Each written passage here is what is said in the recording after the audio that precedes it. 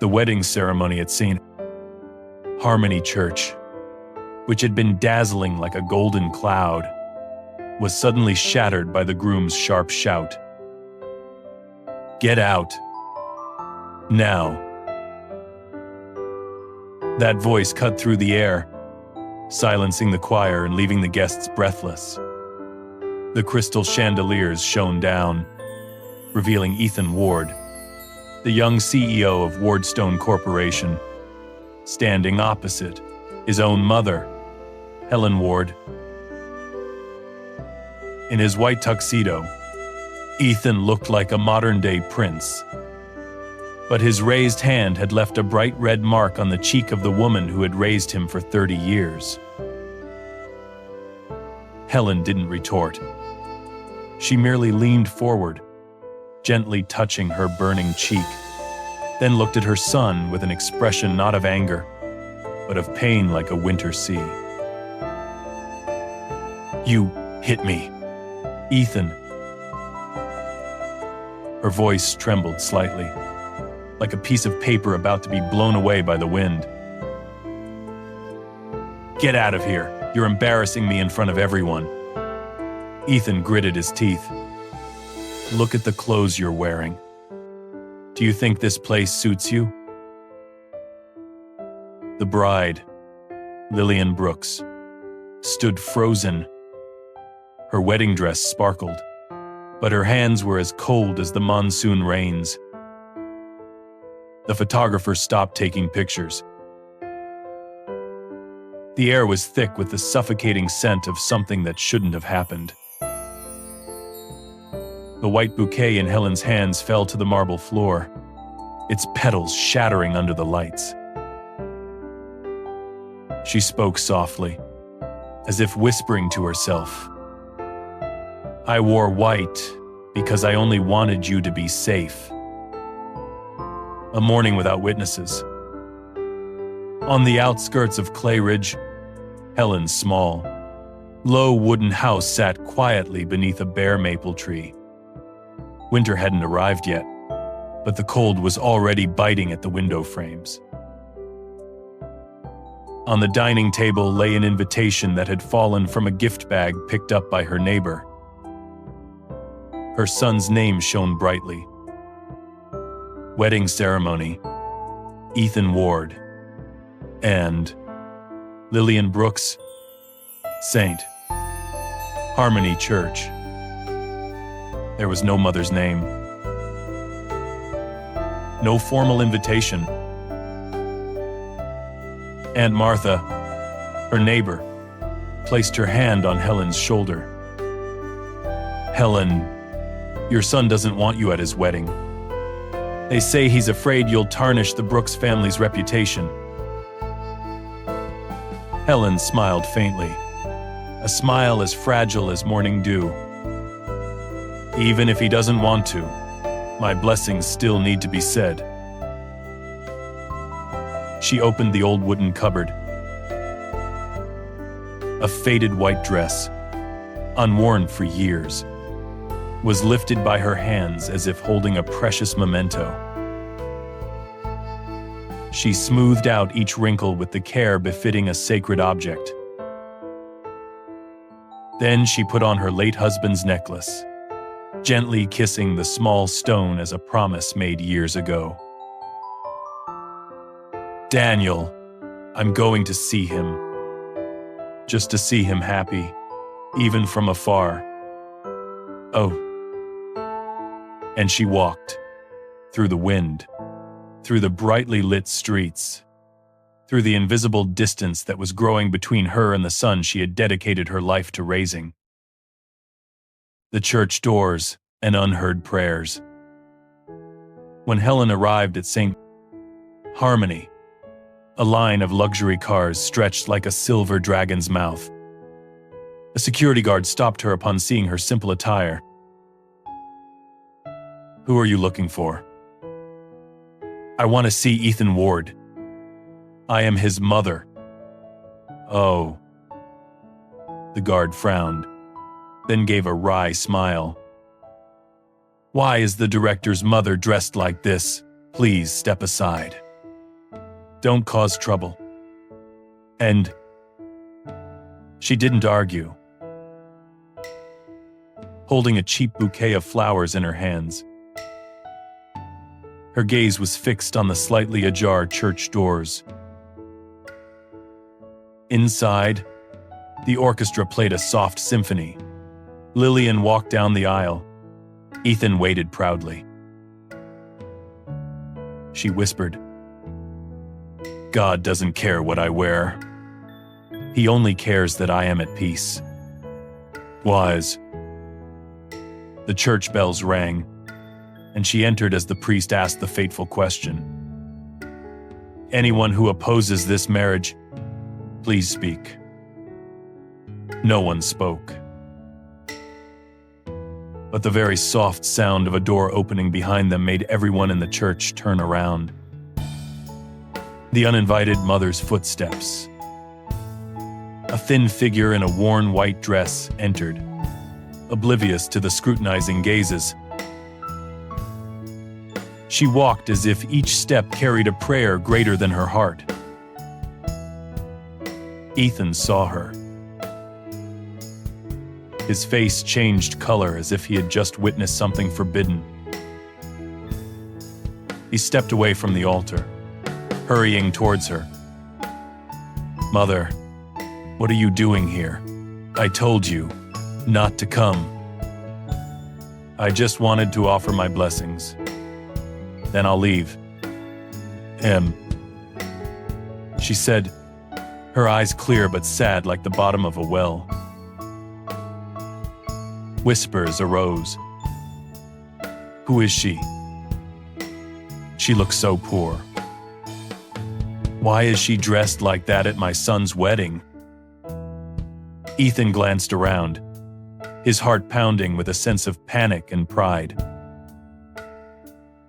He grabbed her hand, pulling her forcefully. "Go home. You're humiliating me." Then his hand came down. A slap. No one had time to breathe. The echo of her hands reverberated in the vast church like a death sentence. Helen touched her cheek, taking a small step back. The bouquet fell. White petals tossed up, then fell like stray snow. She bent down to pick up each petal, but then let it fall again. "I'm leaving, Ethan. Her voice cracked. "Not because you're chasing me away, but because there's no longer room here for my love for you. Probably." She turned her back, walked out of the church, leaving behind the bride's choked sobs and a chilling silence. The sunlight from outside illuminated her hunched back, making her seem to blend into the last rays of light of the day. The church doors closed. And from that moment on, the distance between Ethan and his mother would never be the same again. Since the night he discovered the terrible truth, Ethan lived like a shadow. His mother's words echoed in his head, each word a dull knife piercing his heart. He returned to his room, opened the closet, and found the old woolen scarf his mother had knitted for him when he was 14.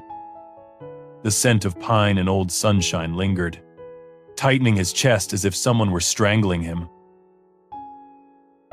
Ethan slumped to the floor, his hands covering his head, and for the first time in years, he wept like a child. It wasn't the cry of an adult man, but the cry of the boy who had once been held by his mother by the fireplace, whose scarf had been wrapped around him, whose shoelaces she had taught him. And then he stood up, like someone lost in a fog, determined to find his mother before it was too late. Ethan wandered through the suburbs, then into neighboring towns. He asked every shopkeeper, visited every church, every inn. Whether it was sunny or bitterly cold, he always held the old photograph of his mother in his hand, its four corners worn and frayed. A week, 2 weeks, Ethan was exhausted but kept going. Every time he thought about giving up, he remembered his mother's aged eyes, the vacant look in her eyes when she was berated by her own daughter-in-law. He remembered the moment she was driven out of the house with the door slamming shut. One drizzly afternoon, Ethan encountered an old woman selling lottery tickets at the old train station. Looking at the photograph, the old woman blinked, her lips moving. "I saw her. I think it was about 2 weeks ago. She was sitting under the station awning, so tired, and then she went towards the woods outside the town. And..." Ethan thanked her and ran off, his shoes stumbling in puddles of dirty water. But he didn't care. His whole body burned as if someone had set him on fire. Reaching the edge of the forest, a thick mist enveloped everything. Ethan called out in vain, "Mother, can you hear me?" The only reply was a cold, metallic echo. He followed the faint footprints on the damp ground. Suddenly, he saw something under an ancient tree. It was his mother's old woolen scarf, wet with rain, covered in mud, but it was clearly hers. Ethan's hands trembled as he picked it up, his eyes red like dying embers. Ethan searched the forest but couldn't find his mother. All he found was her woolen scarf and a few faded footprints. As he despaired and was about to turn back, a small metal bell rang in the distance, like the bell on his mother's old sandals. Ethan turned to look. In the mist, an old figure walked slowly, but the more he looked, the more blurred it became, as if swallowed by the fog. "Is that Mother?" Ethan took one step, then two, but when he reached her, there was only the cold wind and the scent of wildflowers. In his hand, he only had the woolen scarf. No one knew if his mother was still alive, or if she had vanished into the mist. Ethan followed the rain-soaked woolen scarf, venturing deep into the forest to a small stream. The water flowed gently, crystal clear, as if unwilling to harm anyone. Amidst the moss-covered rocks, he saw a figure leaning against a slab of stone. Faded brown clothes, hair stiff with cold, and the familiar hand that had stroked his hair every feverish night. Ethan collapsed. His mother was gone. She had left just as she had lived, silently, without bothering anyone, leaving behind a lingering pain like smoldering embers. He clutched her icy hands. "I was wrong, Mother. Please forgive me." There was no reply, only the murmuring of the stream, like a final farewell. From that day on, Ethan lived like a half-burned candle, ready to succumb to darkness at any moment. Ethan returns. Footsteps, smell of ashes, asterisk, asterisk. No matter how the ending unfolds, when Ethan returns to town, his shoulders are heavier than a winter's journey. If his mother is gone, he returns like someone carrying a tomb in his heart. If she vanished into the mist, he returns with an unending haunting. If she died in his arms, he returns with a heart that was just mended, only to shatter again immediately afterward. On the road, Ethan walks past old slopes, houses he saw every day but never paid attention to. Everything is painfully familiar. Each step seems trapped in memory. When he reaches his front door, Ethan stands for a long time.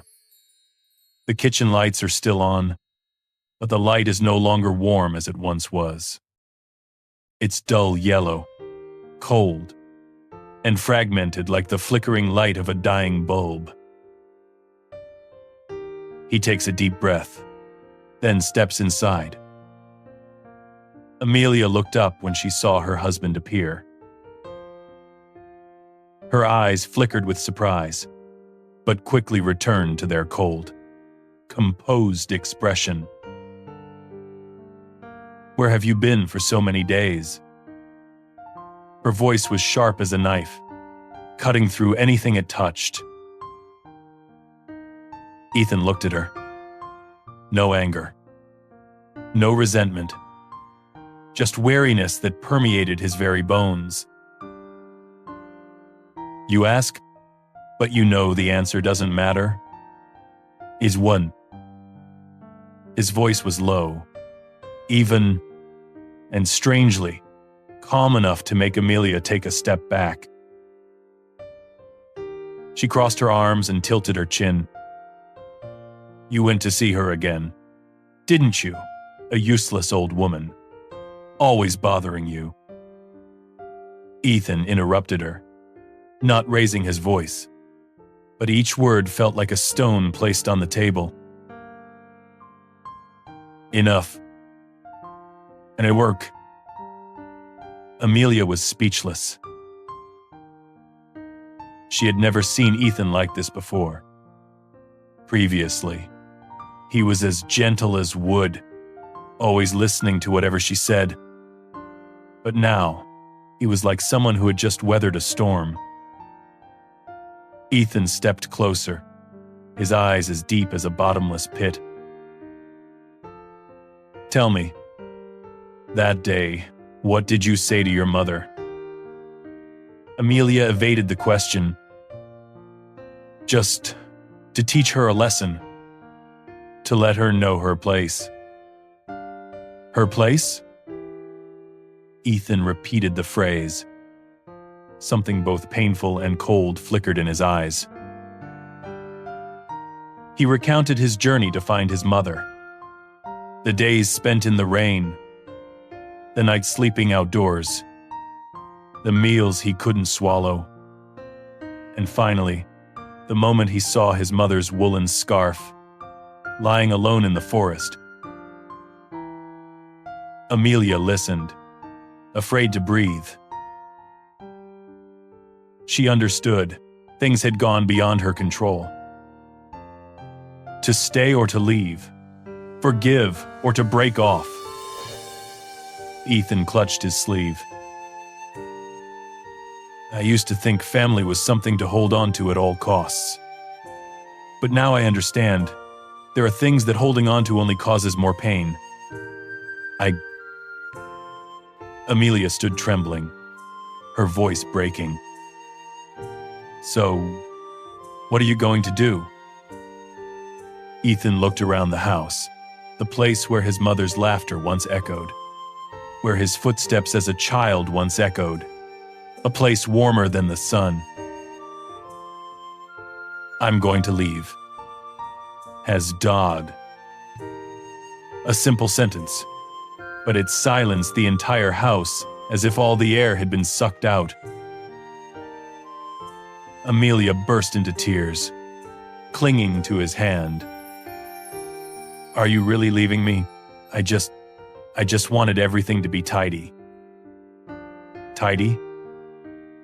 Ethan gently removed her hand. "You've already removed my mother from your life." Amelia collapsed, but Ethan didn't turn back. He walked out of the house. The night breeze blew against his face, cold but refreshing, as if wanting to open up a new path. Ethan leaves town, a new life as slow as the last light of day. Ethan left the house as darkness began to fall. The yellow streetlights behind him faded, like a thin wisp of memory blown away by the wind. His old backpack slung over his shoulder, containing only a few clothes and his mother's woolen scarf, dry but still smelling of earth in the forest. He didn't look back. Not because he was emotionless, but because every time he turned, his heart felt pulled back to the place that had hurt him so deeply it bled. The road out of town stretched long and straight, but offered no promise. The night sky cast a faint light upon him, just like his mother's figure when she was awake in the kitchen, frail but patient. Ethan arrived in a small town nestled among the hills. There, wooden houses stood close together, smoke rising from the chimneys like a silent greeting. The people were quiet but kind, and no one knew his past. Ethan rented an attic room in an old inn. The window overlooked a pine forest. Every morning, the scent of pine resin filled the air, calming him like water poured into a cracked glass. He found work at a carpentry workshop by the stream. The work was hard but honest. Each piece of wood he planed reminded him of his mother's hands that had rested on his shoulders when he was a child, teaching him to do things with kindness. No one asked him where he came from. No one asked him what he had lost. And he didn't tell. At night, when the town lights went out, Ethan sat alone by the window, his woolen scarf resting on his lap.